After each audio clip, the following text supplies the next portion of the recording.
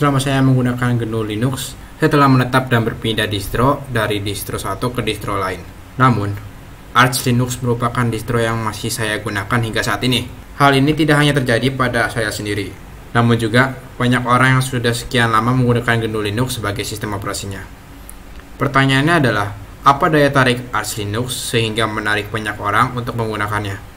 Jika kalian bertanya hal tersebut kepada saya, jawaban yang bisa saya berikan adalah karena prinsipnya yang baik, atau yang biasa diketahui sebagai The Arch Way. Tiap distro memiliki prinsipnya sendiri-sendiri. Ada yang ingin menjadi distro yang stabil, ada yang ingin menjadi distro yang user-friendly, ada yang ingin menjadi distro yang ringan, dan lain sebagainya. Namun, menurut saya, prinsip Arch Linux itu adalah yang terbaik. Prinsip-prinsipnya adalah simple, modern, pragmatis, user centrality, dan fleksibilitas. Secara singkat, prinsip Arch Linux adalah do it yourself. Definisi simple bagi tiap orang mungkin berbeda-beda. Simple yang dimaksudkan oleh Arch adalah tanpa adanya modifikasi dan tambahan yang tidak berguna. Jika kalian install program di distro lain seperti Ubuntu atau Manjaro, kalian bakal mendapatkan program yang sudah dikonfigurasi sedemikian rupa oleh distronya. Di Arch Linux, hal seperti itu tidak ada. Jika kalian install program, maka yang kalian dapatkan adalah program.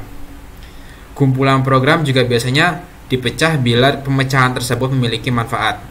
Seperti jika kalian menginstal desktop environment, biasanya beberapa program seperti terminal dan text editor bakal tidak termasuk kumpulan program desktop environment tadi dan harus diinstal secara terpisah. Hal ini bertujuan agar nantinya pengguna dapat memiliki kebebasan sendiri untuk memilih programnya.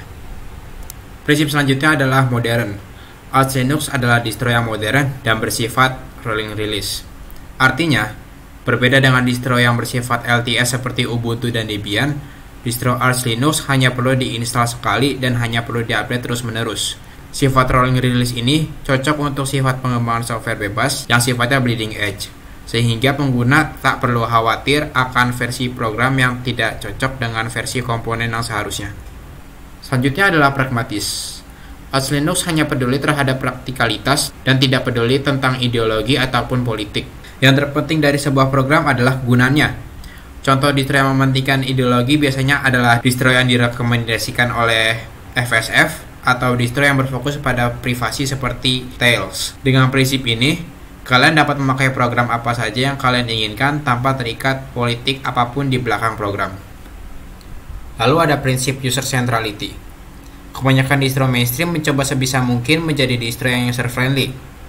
Arch Linux berusaha untuk menjadi sebaliknya, yaitu menjadi distro yang user-centric. Artinya, ketika distro lain mendikte penggunanya untuk melakukan sesuatu yang dianggap mudah, Arch Linux membiarkan penggunanya untuk memakai caranya sendiri.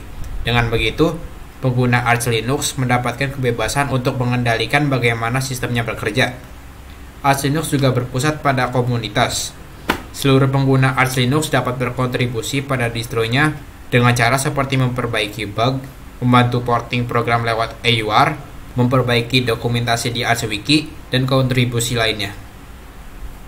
Dan yang terakhir, fleksibilitas. Berkat cara menginstal dari command line, kalian tidak perlu membuang program-program yang tidak diinginkan karena minimalnya program yang telah terinstall setelah penginstalan. Arch Linux bisa menjadi apa saja. Menjadi distro desktop? Bisa. Menjadi distro server? Bisa. Menjadi distro yang dipakai di hardware yang tujuannya hanya untuk bermain game saja? Juga bisa. Kalian sebagai user adalah orang yang menentukan menjadi apakah distro Arch Linux itu. Kesimpulan dari video ini adalah Arch Linux adalah distro yang solid karena prinsipnya dieksekusi secara baik oleh developer, komunitas, hingga penggunanya. Mungkin tidak semua orang akan suka terhadap Arch Linux, tapi Arch Linux telah membuktikan bahwa kekuatan komunitas dapat menyaingi kehebatan yang perusahaan besar berikan. Sekian dari saya harap video ini dapat memberikan manfaat untuk kalian. Peace.